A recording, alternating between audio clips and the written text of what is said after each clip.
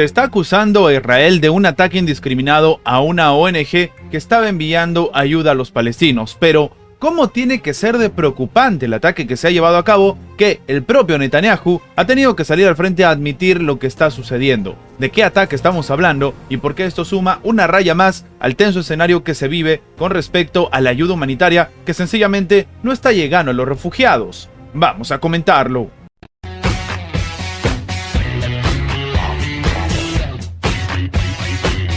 Las fuerzas de defensa de Israel involuntariamente han atacado a inocentes en la franja de Gaza. El país no va a permitir que esto vuelva a suceder. Esto ha tenido que declarar básicamente obligado Benjamin Netanyahu, el primer ministro de este país. De manera literal, él comenta que por desgracia, el último día se produjo un trágico suceso cuando nuestras fuerzas alcanzaron involuntariamente a personas inocentes en la franja de Gaza. Eso suele ocurrir en una guerra. Lo estamos investigando a fondo. Estamos en contacto con los gobiernos y haremos todo lo posible para evitar que esto vuelva a suceder. Terminó declarando Netanyahu comentando esto del ataque de Israel a un convoy de la organización benéfica World Central Kitchen en la franja de Gaza. De acuerdo con los residentes de Deir al-Balá, que se encontraban en la zona, el ataque se produjo cerca del muelle temporal habilitado para las descargas de mercancías que llegan a Gaza por el mar, por los diferentes envíos precisamente de esta organización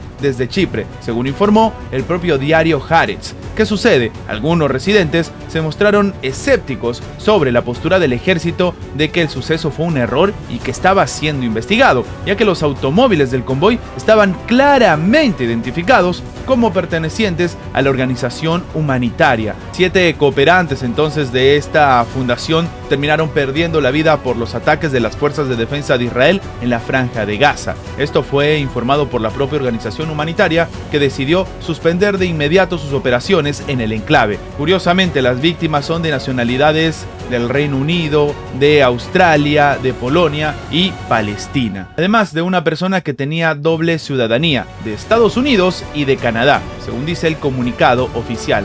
El equipo de esta organización se desplazaba en una zona libre de hostilidades en 2 vehículos blindados con el logotipo de su organización claramente señalado y un tercer vehículo de revestimiento blando. El convoy, a pesar de que estaba coordinado con los movimientos precisamente de las propias fuerzas de defensa de Israel, fue alcanzado a la salida de un almacén en el propio Deir al-Balá, tras descargar más de 100 toneladas de alimentos enviados a Gaza por mar. Por su parte, las fuerzas de defensa de Israel afirman que están examinando a fondo a ver qué es lo que ha pasado al más alto nivel de este trágico incidente para averiguar las circunstancias. Algunos expertos consideran que más bien lo que está sucediendo es que, como ha perdido la vida un ciudadano estadounidense en este escenario, como hemos dicho, el último que tenía doble nacionalidad, ahora sí Israel sale al frente a lastimar esto que ha sucedido, a decir que están profundamente consternados y que bueno, esto es lo que pasa en una guerra. Este es el triste escenario que se está viviendo y que hace que suceda precisamente esto, que diferentes organizaciones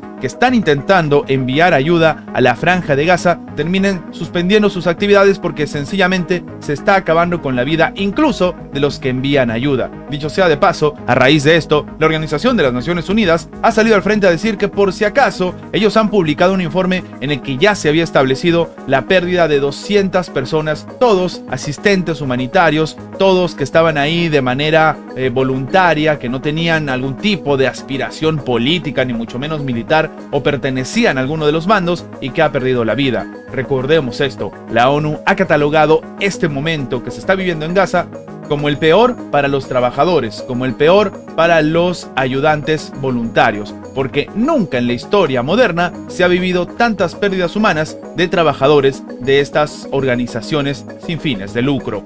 Washington acaba de comunicarle a Teherán que por si acaso ellos no han participado y no tenían conocimiento previo de este mortífero ataque de Israel contra el edificio diplomático iraní en la ciudad siria de Damasco. Esto ha informado el medio Axios. El medio agrega que Tel Aviv no pidió luz verde encima a Estados Unidos para este ataque. Claro, si sale la administración de Joe Biden a decir que no conocían qué estaba pasando, significa que Israel ha atacado por voluntad propia. De manera literal, lo que está citando el medio, precisamente a un portavoz del Consejo de Seguridad Nacional norteamericano, es que Estados Unidos no estuvo implicado en el ataque y no lo sabían de antemano. los propios datos de Washington han comunicado directamente a Irán tras el ataque de Israel al consulado iraní. Axios agrega que Tel Aviv ha notificado a la administración de Joe Biden unos minutos antes de que su fuerza aérea llevará a cabo el ataque, pero no le pidió luz verde, es decir, que les dijeron que ya estaban ejecutando este tipo de ataque.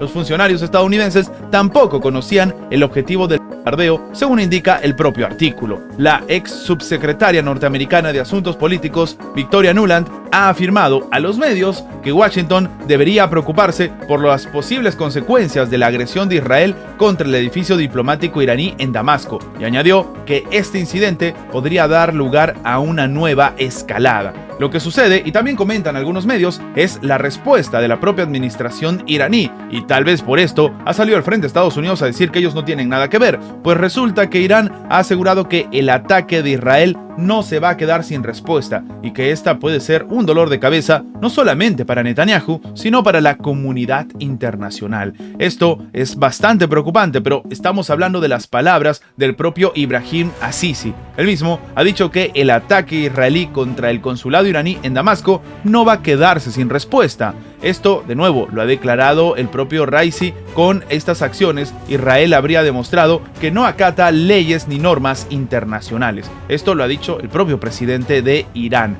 El mismo experto, Vladimir Bruther, ha opinado que este golpe puede resultar en el casus belli en toda la región, es decir, en un escenario que desencadena en una guerra, en un conflicto armado a gran escala que, sobre todo Estados Unidos, al menos en las palabras, no quería vivir. Y es que, de acuerdo con Ibrahim Raisi, Israel utiliza el terror ciego debido a sus repetidos fracasos y derrotas ante el eje de resistencia islámica. En sus palabras, está presenciándose la repugnancia y el odio de las naciones libres contra la naturaleza ilegítima del pueblo o del país judío, mientras que la resistencia islámica no hace más que solamente fortalecerse. Es decir, un argumento o diferentes definiciones que nos estarían arrastrando a un conflicto incluso religioso. El presidente de Irán ha subrayado que el ataque de Israel contra el consulado iraní en la capital siria de Damasco no va a quedar entonces sin respuesta, y que los sionistas, refiriéndose a Israel,